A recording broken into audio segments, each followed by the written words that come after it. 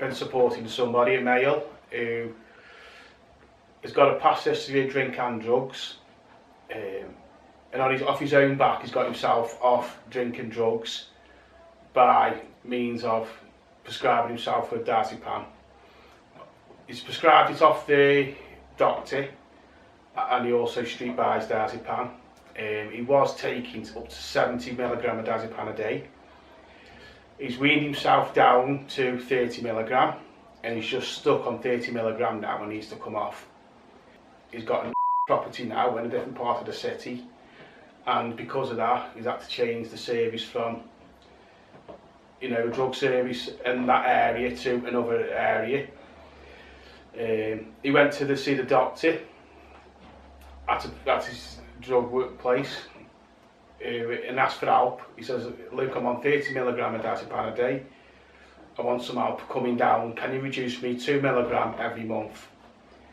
The response he got was, "No, we can't, basically, because you are now leaving this service and going to another one, so we cannot help you." He then explained that, "I've been asking for help for a while for reduce, and you've been telling me no, and you're going to speak to another doctor, and you're not helping me." This doctor in question then told him, "We don't help people come off diazepam." So then he was left in limbo. So then he's changed drug services, which has taken 3 weeks to get an appointment. Also in that time, because he's changed area, he's getting used to it, he's getting used to being in his own property. He went to his chemist to pick his methadone script up, and the chemist was shut, because apparently it shuts at 1 o'clock on a Thursday. And because of that, he had no script. He phoned the drug service and says, "Luke, I've been getting this script today and the chemist is closed, I forgot. Can you please help me?" He was then told, "No, you're not with us any longer, you'll have to do without." So we had to go without having his script for that day. I've been chasing it for, this guy needs that appointment ASAP. It's taken 3 weeks, that process has. So for 3 weeks he's had no sort of support from the drug services. This guy in question as well, it's worth mentioning, he's been on diazepam from a very young age, when they were openly prescribed, you know, from when he was a teenager.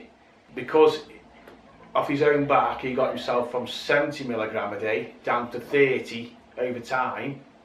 What they then said to him was, "Well, you've done it before, got yourself from 70 to 30, why can't you get yourself from 30? And he's going, "Well, I can't, that's what I'm telling you now, I can't, I'm struggling." He says, "I just can't do it." And then he says, "Well, just get what you normally get and then break a tablet in half." And he's going, "Yeah, but that's not the point, because I know that other half's there, so I'm going to take that." And this is the fight he had on his hands, really.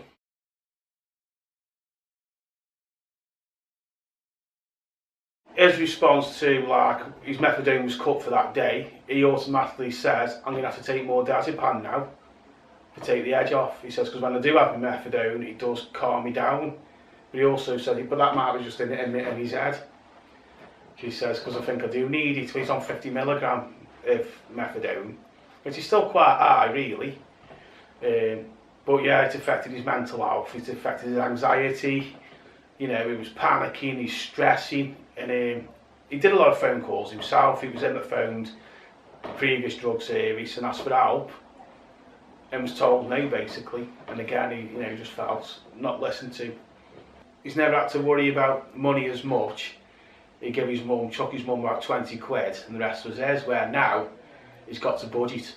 He's got to budget correctly. You know, he's got his shopping due, he's got a service charge to pay, and he's paying every fortnight up to £70 on street diazepam. So when he first moved in that property and he spent £70 on street diazepam, you know, he ended up getting the food bank and all them sort of places, where he believes if he was prescribed, say, you know, 30 milligram a day properly through the doctor, and then next month you drop it 2 milligram and do it that way, that's what he thought would happen. And obviously it didn't happen. So again, that made him mental health deteriorate.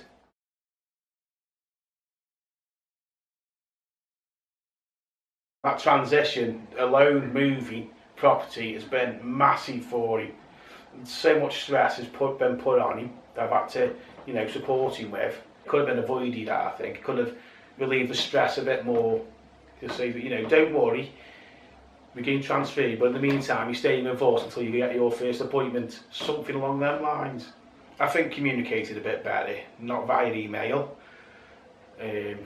Could have you know, give a bit of background. He's come to us today. He's seen a doctor today. He's asked for help, but we've told him no because he's moving services. And then I don't know. I think they could have worked together a bit better.